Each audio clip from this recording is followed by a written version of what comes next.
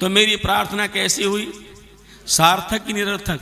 जैसे माइक से की गई मेरी प्रार्थना निरर्थक है, वैसी जड़ पदार्थों से प्रार्थना कैसी है? बोलो, जोर से बोलो थोड़ा। और हम करने में लगे। मैं बिल्कुल हिंदी बातों जो हम जीवन में करते हैं, जो प्रैक्टिकली उनको देखें हम। प्रार्थना किससे की जाती? कृष्णानंद कह रहे हैं, सामर्थ्यवान पुरुष अथवा परमात्मा से अपने कार्य की पूर्ति के लिए सहायता मांगने का नाम प्रार्थना है। अच्छा, प्रार्थना किसकी सफल होती है? प्रार्थना पुरुषार्थी व्यक्ति की सफल होती है। तो प्रार्थना से पहले स्तुति है। स्तुति मैंने परमात्मा को जान लेना।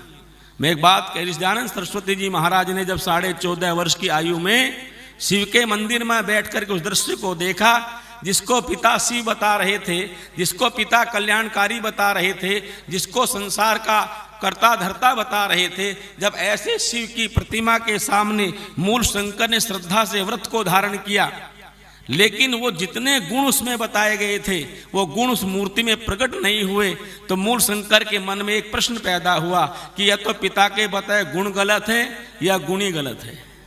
याद रखना, गुणी की पहचान गुणों से होती है। या तो ये शिव गलत है या पिता के बताए गुण गलत हैं। पिता जब उन्होंने प्रश्न किया कि जो गुण आपने शिव के संबंध में बताए थे, शिव परमात्मा के संबंध में बताए थे, वो एक भी गुण उस मूर्ति में प्रकट नहीं हुआ है, तो पिता ने एक बात कह दी, हे बेटा, ये असली शिव नहीं है, ये तो शिव का प्रतीक है। असली शिव तो कैलाश पर रहता है। मूल शंकर ने धारणा बना ली, मुझे नकली के दर्शन नहीं करने हैं, मुझे असली के दर्शन करने हैं। और मूल शंकर की धारणा ने अपने आप तो सच्चे शिव का दर्शन किया ही, पर उस दयानंद सरस्वती ने सारी दुनिया को सच्चे शिव का दर्शन कराया। सारी दुनिया को सच्चे शिव का दर्शन करा दिया। क्यों? वो मूल शंकर था। और मूल शंकर माने जो मूल हो, और मूल ने प्रत्येक बात को मूल से जानने का प्रयास किया। तो मैं सीधी बात कहता हूं, जो मूल से जुड़ जाता है वो मूली बन जाता है, जो मूल को छोड़ देता है मामूली रह जाता है। इसलिए आपको मूल से जुड़ना है। और मूल क्या है? दयानंद सरस्वती ने देखा, दो बातें समझ लिए जीवन के भीतर।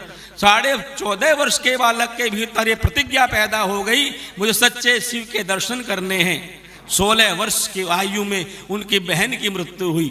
और जब बहन की मृत्यु हुई तो मूल शंकर रोए नहीं, बस उनके मन में एक प्रश्न चला, सुन बेटा, कि बहन अभी खेल रही थी, कूद रही थी, अब इसको हो क्या गया है?